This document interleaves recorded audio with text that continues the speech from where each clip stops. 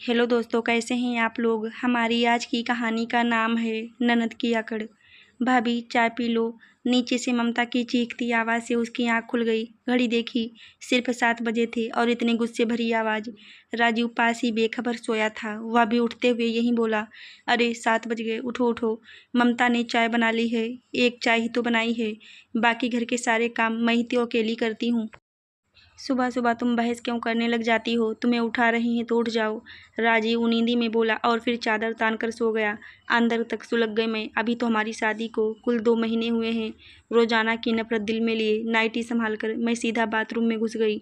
बंदिशें इतनी कि बिना नहाए धोए, साफ सूट पहने बिना सास के पास नहीं जा सकती। जल्दी जल्दी नहा धोकर नीचे पहुंची, सास के पाँव छुए, वे बजाय आशीर्वाद देने के। घड़ी देखने लगी। गुस्सा तो इतना आया कि घड़ी उखाड़ कर फेंक दूं या सास की गर्दन मरोड़ दूं।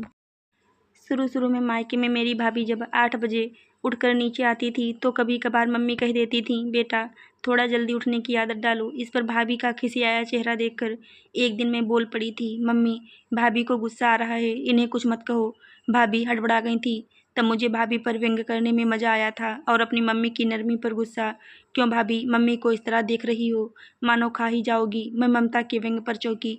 वह लगातार मेरा चेहरा ही देखे जा रही थी। अचानक मेरी भाभी मुझ में आ गई। मेरे शब्द गले में ही अटक गए। भाभी को भी ऐसी ही बेइज्जती महसूस होती रही होगी मेरे व्यंगों पर। चाय पी लो, ममता झाड़ू लगा चुकी है। सास का स्वर शुष्क था। साथ ही ममता ने ठंडी चाय मेरे हाथ में पकड़ा दी। मैं चाय को तेजी से सुड़क कर उसके पीछे रसोई में लपकी। अगर मैं ऐसा नहीं करती तो सास बोलती, देख कैसे मजे ले लेकर पी रही है, ताकि ममता 2-3 काम और निपटा ले तथा इस महारानी को कोई काम ना करना पड़े। ममता परात में आटा छान रही थी। चाय का कप सिंक में रखते हुए मैंने कहा, दीदी तुम तैयार हो जाओ, मैं नाश्ता बनाती हूँ। मेरे शब्द मुँह से निकलते ही ममता परात छोड़कर रसोई से निकल गई, मानो मुझ पर एहसान कर दिया हो। मैंने चाय पिया नहीं या पूछना तो दूर की बात है। शुरू से ही सारा काम थमा दो, आदत पड़ जाएगी। ऐसी नसीहतें अक्सर रिश्तेदार व पड़ोसिनें दे जाया करती। मेरी मम्मी को भी मिली थी, पर मेरी मम्मी ने कभी अमल नहीं किया था। अगर थोड़ा बहुत अमल किया था तो मैंने, पर यहाँ तो शब्द दर शब्द अमल किया जा रहा है। जितनी तेजी से मेरा दिमाग अतीत में घूम रहा था, उतनी ही तेजी से मेरे हाथ वर्तमान में चल रहे थे।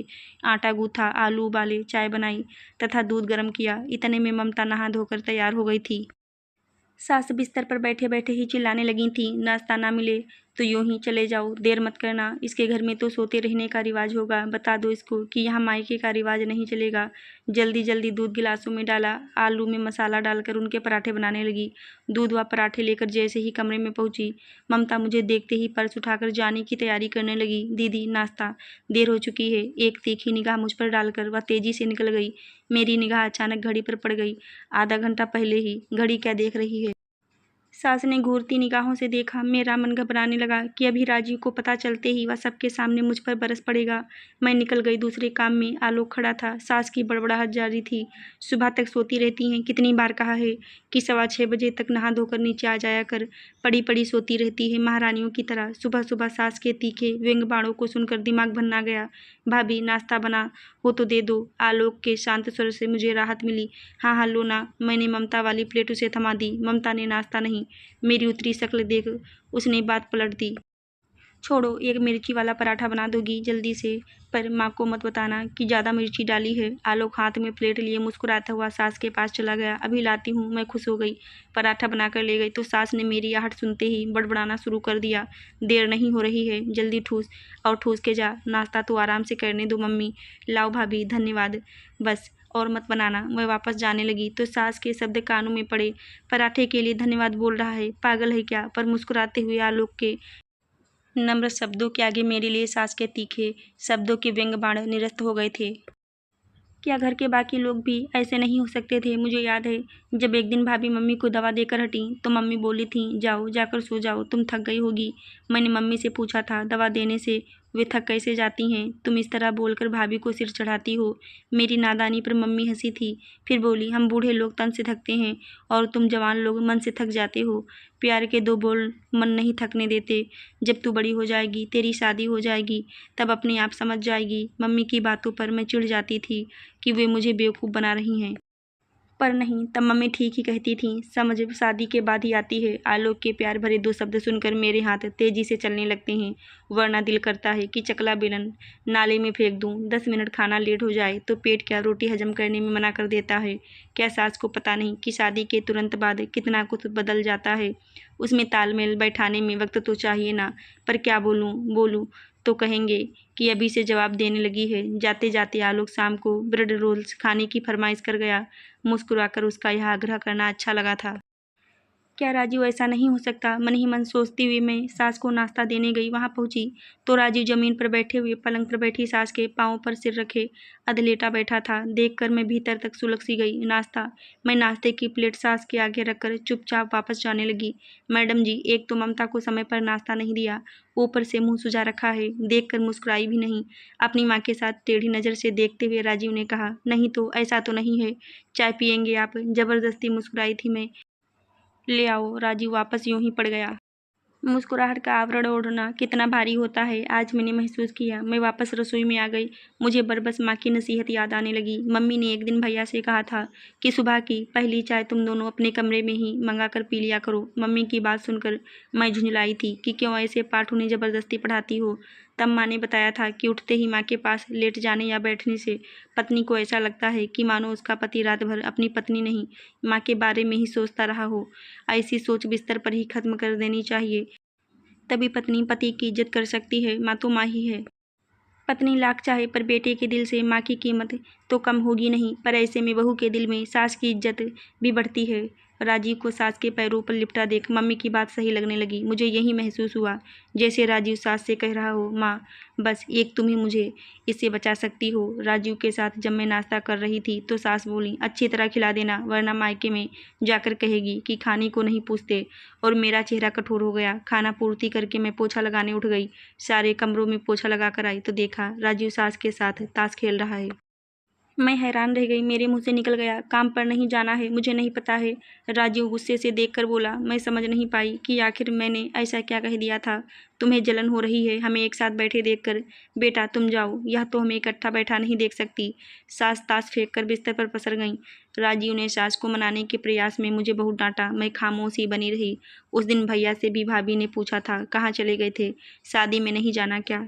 तब मुझे गुस्सा आ गया था कि भैया मेरे काम से बाजार गई हैं, इसलिए भाभी इस तरह बोली हैं। भैया भी भाभी पर बिगड़े थे। मुझे अच्छा लगा था कि भैया ने मेरी तरफदारी की। कभी यह सोचा भी ना था कि भाभी भी तो हम लोगों की तरह ही हैं, उन्हें भी तो बुरा लगता होगा।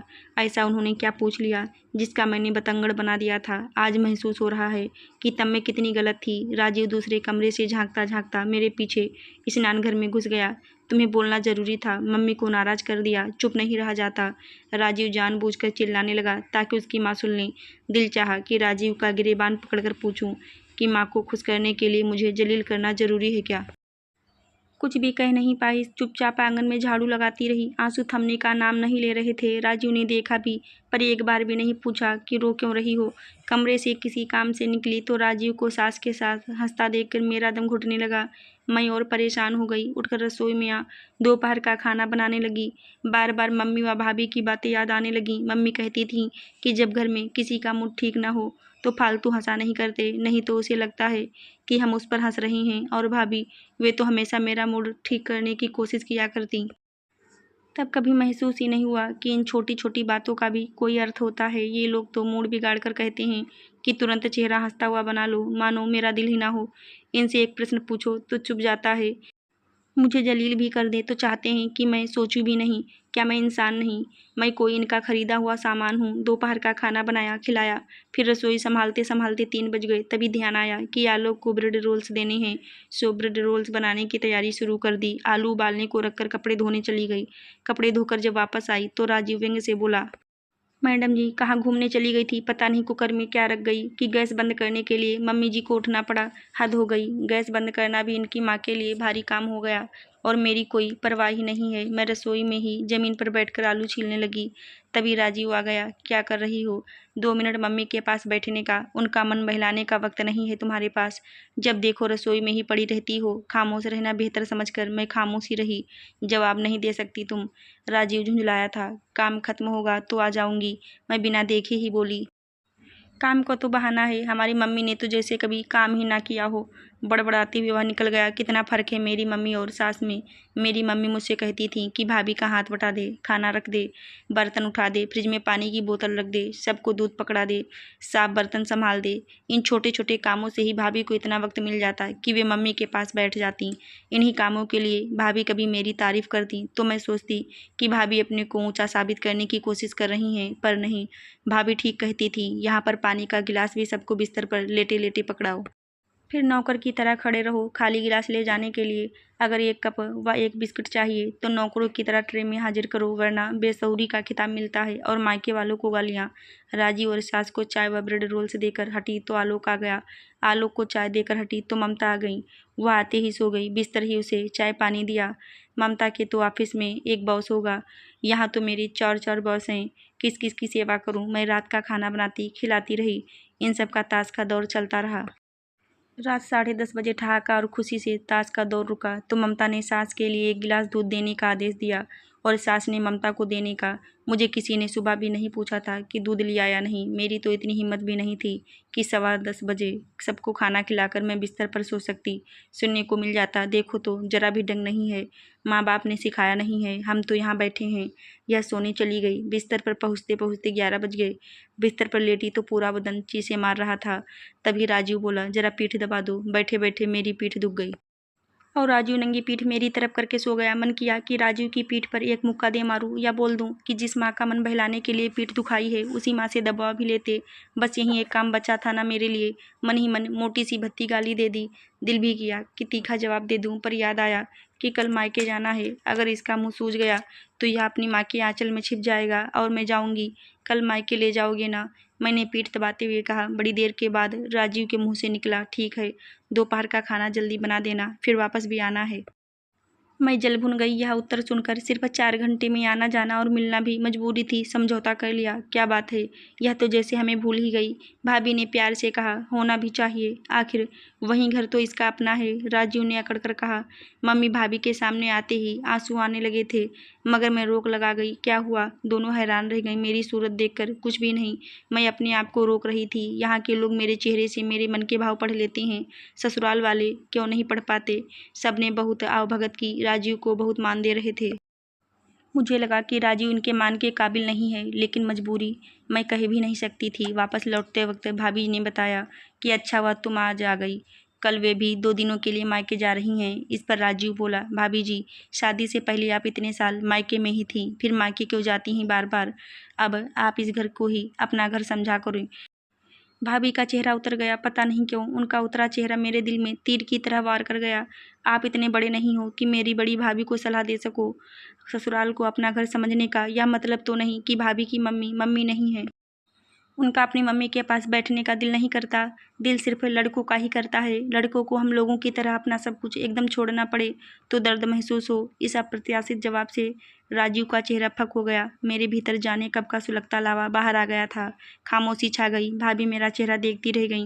मम्मी के चेहरे पर पहले हैरानगी फिर तसल्ली के भाव आ गए। बाहर आकर राजीव स्कूटर स्टार्ट कर चुका था। मैं मम्मी के गले मिली तो लगा मैं जाने कब से बिछड़ी हुई हूँ। ममता का एहसास होते ही मेरी आंखों से पानी बाहर आ गया। मम्मी प्यार से बोली, रेनू बड़ी हो गई है ना। मुझे लगा मैंने वर्षों बाद अपना नाम सुना है। भाभी ने भी आज पहली बार ममता भरे आलिंगन में मुझे भींच लिया और रो पड़ी थी। उनके आंसू मेरे दिल को भिगो रहे थे। मेरे भैया और पापा की आंखों में भी प्रशंसा थी। मुझे उनकी ममता और प्यार की ताकत मिल गई थी। स्कूटर पर बैठकर भी अब मैं सिर्फ भाभी और मम्मी के आंसुओं के साथ थी कि भाभी की जगह आकर मैं उनका दर्द तो समझ गई। कल यही समय ममता के साथ भी आएगा, तब शायद वह भी मेरा दर्द समझ सके। तब तक मुझे बर्दाश्त करना ही था। ससुराल वालों को और उनके दिल में अपनी जगह बनानी थी। अगर आप भी मेरी जगह हों तो अपनी भाभी, सास या ननद को उचित सम्मान दें। आशा करती हूँ दोस्तों आपको हमारी कहानी ज़रूर अच्छी लगी होगी। धन्यवाद।